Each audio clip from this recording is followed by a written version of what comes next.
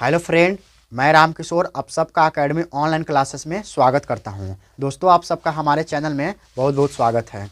तो आइए दोस्त, आज हम आपको पढ़ाते हैं प्रेजेंट इंडेफिनिट टेंस। तो देखिए, जो प्रेजेंट इंडेफिनिट टेंस है, इस टेंस का सबसे पहला पार्ट यही है प्रेजेंट इंडेफिनिट, यानी पहला टाइप यही है प्रेजेंट इंडेफिनिट। तो सबसे पहले इसमें देखना है कि अगर प्रेजेंट इंडेफिनिट सेंटेंस मतलब प्रेजेंट इंडेफिनिट टेंस का अगर कोई वाक्य आ जाए, कोई सेंटेंस आ जाए, तो उसको ट्रांसलेट कैसे करेंगे।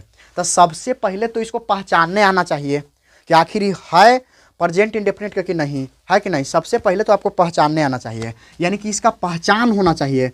पहचान कि इसका पहचान क्या है। तो देखिए, इसका जो पहचान है इसको आपको ध्यान में रखना पड़ेगा।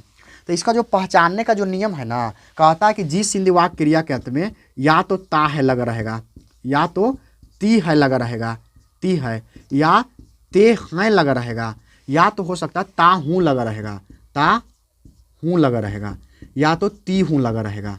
देखिए, ये सब जितना है ना, से सब कुछ पहचानने का मतलब तरीका है कि जिस हिंदी वाक्य के क्रिया के अंत में ता है, ती है, ते हैं, ता हूँ, ती हूँ इत्यादि लगा रहता है, तो वह वाक्य प्रेजेंट इंडेफिनिट टेंस का होता है। यानी कि इतना आपको समझना है। अब देखिएगा, तो ये तो हुआ पहचानने का नियम, चलिए समझ गए कि पहचान लेंगे, लेकिन कहिए कि बनाएंगे कैसे। तो देखिए, इसका एक बनाने का नियम है। बनाने का क्या है नियम? बनाने का नियम क्या है? बनाने का नियम। तो जो बनाने का जो नियम है ना, उसमें कहता है कि सबसे पहले आपको सब्जेक्ट का प्रयोग करना है। सब्जेक्ट मतलब होता है कर्ता। क्या होता है? कर्ता। यानी सबसे पहले सब्जेक्ट का प्रयोग करना है। तो SUB, यानी SUB से समझ जाएगा ना, शॉर्ट में लिखे सब्जेक्ट है। फिर कहता है कि या तो V1 लगेगा या तो आप V5 लगाइए। फिर उसके बाद ऑब्जेक्ट लगाना है, ऑब्जेक्ट के जरूर plus other word. Other word मतलब अन्य शब्द कहने का मतलब है। अब कहिए कि V1 और V5 क्या होता है, इसके बारे में तो नहीं बताइए। तो देखिए, जो V1 होता है ना, वर्ब का मेन रूप होता है ना, मेन रूप वही V1 है। यानी कि वर्ब का पहला रूप वही है, वर्ब का फर्स्ट फॉर्म। इसका मतलब है जो V1 है, इसमें आपको ध्यान रखना है कि जो भी V1 रहेगा ये लगेगा थर्ड पर्सन, सॉरी ये मतलब थर्ड पर्सन सिंगुलर नंबर के छोड़ के। अब जो V5 है, देखिए जो V5 है ना, पहले V5 के बारे में चर्चा करें। ये समझिए तो एक नोट है जी, क्या है? नोट पॉइंट है, इसमें आपको समझना नोट पॉइंट। ये जो नोट है, कहता है कि V5 का जो प्रयोग किया जाता है, V5 का वो करा जाता है थर्ड पर्सन सिंगुलर नंबर के साथ। Third person singular number, singular number.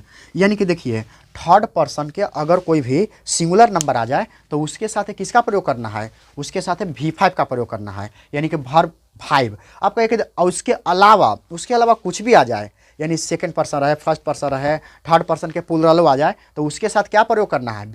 V1 का।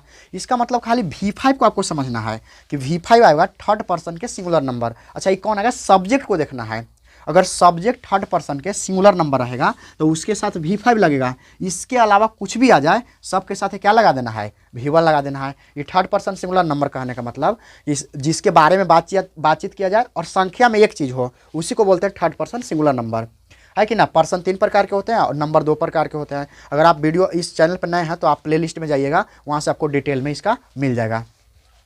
तो ये देखिए, इसको बनाने का ही तरीका। अब अगर क्वेश्चन आएगा इस प्रकार से तो कैसे बनाएंगे? जैसे देखिए, क्वेश्चन आएगा राम विद्यालय जाता है, राम विद्यालय जाता है, राम विद्यालय जाता है। इसमें आपको देखना है कि राम विद्यालय जाता है, यानी कि अंत में क्या लगल है? ता है। इसका मतलब पता चल गया कि ये जो सेंटेंस लिखा हुआ है ये प्रेजेंट इंडेफिनिट टेंस का है। अच्छा, अगर प्रेजेंट इंडेफिनिट टेंस का है तो इसको बनाने का नियम क्या है? तो बनाने का नियम कहता है कि सबसे पहले सब्जेक्ट को लिखना है। अब हिंदी में भी आपको समझ में आना चाहिए कि कौन सब्जेक्ट है, कौन वर्ब है और कौन ऑब्जेक्ट है। तो देखिए, ये शुरू में राम लिखल है ना, ये सब्जेक्ट है, ये क्या है? सब्जेक्ट। और लास्ट में हमेशा वर्ब रहता है, तो ये क्या है? वर्ब है। ये क्या है? वर्ब है। जो बीच में है ना, ये आपका ऑब्जेक्ट है। तो हिंदी में पहले आपको समझना पड़ेगा, तब भी अंग्रेजी बनेगा, ना तो ऐसे नहीं बनेगा। ऐसे लगा कि बना देंगे तो नहीं बनाएंगे, ना बन पाएगा। तो ये आप समझ गए कि ना। तो ये सब्जेक्ट है राम, और अब वर्ब कौन है? तो जाता वर्ब है। अच्छा, जाता तो इस टेंस में पहचानने के लिए आया है। मेन क्रिया इसका क्या है? जाना। जाना। ये ऑब्जेक्ट है विद्यालय। तो इसको बनाना इस रूप में। अब V1 और V5 के बारे में हम आपको बता चुके हैं कि V1 कौन है या V5 कौन है। तब V1 होता है जो मूल रूप होता है वर्ब का, वही होता है। V5 जो है उसमें आपको अगर थर्ड उसमें अगर आ जाएगा तब V5 यानी जैसे थर्ड पर्सन के कोई सिंगुलर नंबर है तो उसमें आपको V5 का प्रयोग करना है और V1 के इसके अलावा। लेकिन कहिए कि V5 होता क्या है, तो देखिए बताते हैं जी। कहने का मतलब है कि अगर V1 में आप या तो S लगा दीजिएगा, देखिए V1 में आप या तो S जोड़ दीजिएगा या तो ES जोड़ दीजिएगा, ES, तो क्या बन जाएगा, V5 बन जाएगा। अब कहिएगा कि तब S कहाँ जोड़ेंगे और ES कहाँ जोड़ेंगे, तो देखिए वर्ब जो होगा उसके अंत में या तो कोई कॉन्सोनेंट होगा या तो कोई भावेल होगा। अगर भावेल रहेगा तो ES जोड़ देना है, ES जोड़ के V5 बना देना है, और कॉन्सोनेंट रहेगा तो S जोड़ के। जैसे देखिए हम आपके पास लिखते हैं, जैसे मान के चलिए कि गो है ना, गो क्या है, V1 है। अच्छा, गो के अंत में O है तो O तो भावेल है, और भावेल के बारे में तो आपको जानकारी होना चाहिए कि A-E-I को भावेल कहते हैं, A-E-I-O यू को भावेल कहते हैं। और इसके अलावा जितना भी बच गया अल्फ़ाबेट के नंबर वो सब क्या है, कॉन्सोनेंट है। समझ गए कि ना। तो हमको लगा गो बना है G-O से और O जो है से लास्ट में है और O भावेल है, तो इसमें पक्का क्या लगेगा, ES लगेगा। तो इसको बनाएंगे तो क्या हो जाएगा, गोज हो जाएगा, और इसको क्या पढ़ेंगे, गोज पढ़ेंगे। समझ गए कि ना। अब एक आध गो जिसे हम मान के चलिए रीड ले लेते हैं, तो रीड। अच्छा, रीड अगर देखिएगा तो डी क्या है, कॉन्सोनेंट है, और इसमें क्या लगेगा, तो केवल एस लगेगा। क्या लगेगा, केवल एस। तो इसको पढ़ेंगे तो क्या हो जाएगा, रीड्स हो जाएगा। क्या हो जाएगा, रीड्स हो जाएगा। तो देखिए एगो एस वाला सिखा दिए और एगो ES वाला सिखा दिए। तो ये दोनों आप ध्यान रखिएगा कि V1 से V5 बनाने के लिए क्या करते हैं। तो अगर V5 बनाने के लिए या तो एस जोड़ेंगे या तो ES जोड़ेंगे। अब एस कहाँ जोड़ेंगे, तो एस जोड़ेंगे अगर कॉन्सोनेंट है तब, और ES जोड़ेंगे कहाँ, जब भावेल है तब। अब इसको हम बनाते हैं, इस सेंटेंस को बनाते हैं। तो इस सेंटेंस में क्या आ रहा है, कह रहा है कि राम विद्यालय जाता है, और आपको बनाना है कुछ इस तरीके के नियम से, क्योंकि पहचानने का नियम ही है, यानी रूल ऑफ आइडेंटिफिकेशन, और ये रूल ऑफ स्ट्रक्चर है बनाने का नियम। ये किसका है, तो ये प्रेजेंट इंडेफिनिट टेंस का है, और ये सेंटेंस अफर्मेटिव होगा। ये सेंटेंस कैसा होगा, अफर्मेटिव होगा। तो क्या कहता है कि सब्जेक्ट प्लस V1 या V5 plus object plus other word. क्या है, ऑब्जेक्ट प्लस अदर वर्ड। अब यहाँ से देखा जाए कि राम विद्यालय जाता है, तो सब्जेक्ट ही है, वर्ब है, ये ऑब्जेक्ट है। अब इसको हम बनाना चालू करते हैं। तो हमको लगा कि राम जो है से थर्ड पर्सन के सिंगुलर नंबर है जो सब्जेक्ट है, तो हम राम को क्या लिख देंगे, राम लिख देंगे, राम को राम। अच्छा, अब सब्जेक्ट तो हमारा राम लिखा गया, अब V1 लगाएं कि V5 लगाएं, तो देखिए नोट पॉइंट एगो लिखल है, थर्ड पर्सन सिंगुलर नंबर के साथ। थर्ड पर्सन सिंगुलर नंबर आएगा तो V5।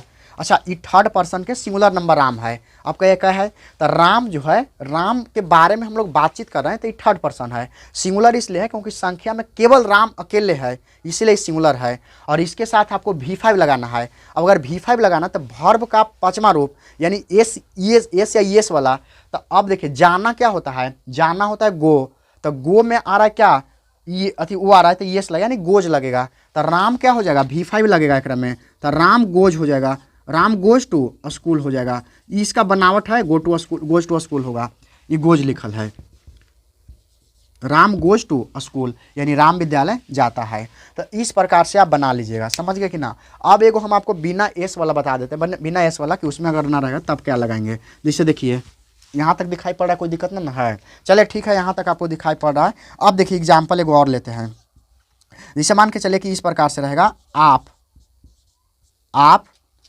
आम खाते हैं। आप क्या करते हैं, आम खाते हैं। तो आप आम खाते हैं, इसका मतलब ये क्या है, आप है से सब्जेक्ट है, ये खाना क्या है, वर्ब है। ये खाते तो टेंस में पहचानने के लिए आया, मूल क्रिया का इसका मूल रूप क्या है, खाना। ये आम क्या है, तो ये ऑब्जेक्ट है, क्या है, ऑब्जेक्ट।